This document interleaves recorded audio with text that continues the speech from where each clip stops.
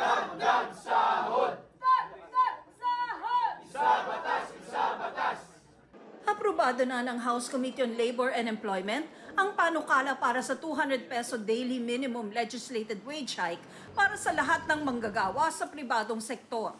Nangyari ito isang araw matapos magpulong tungkol dito ang ilang labor group at mga kongresista sa pangunguna ni House Speaker Martin Romualdez. Ang kasalukuyang daily minimum wage sa NCR ay 645 pesos.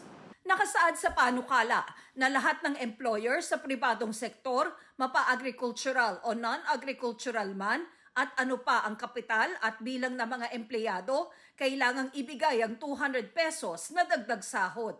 Ang mga lalabag, pagmumultahin ng 50,000 hanggang 100,000 pesos at makukulong ng 2 hanggang 4 na taon. 4 na hearing po yun, mahigit na 8 months po ang naging pagdinig sapagkat kailangan ho natin bigyan ng sapat na pagkakataon lahat ng mga hanay, grupo, panig ng mga namumuhunan, mga investors, mga employers, mga manggagawa at yung ating government. Pero babala ng Employers Confederation of the Philippines o ECO, kakaunti lang ang makakabenepisyo rito. Posible rin daw itong magdulot ng pagtaas ng presyo ng mga produkto at serbisyo.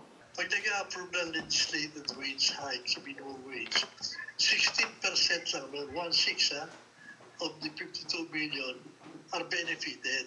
The other 84%, iba-iba yan. Marami dyan, nasa informal sector, marami din wala namang employers.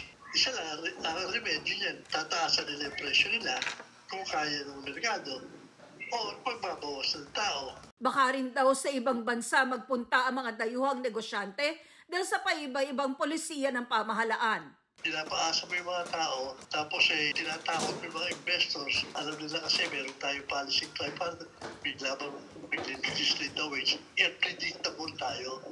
Meron katakot sa ating investors.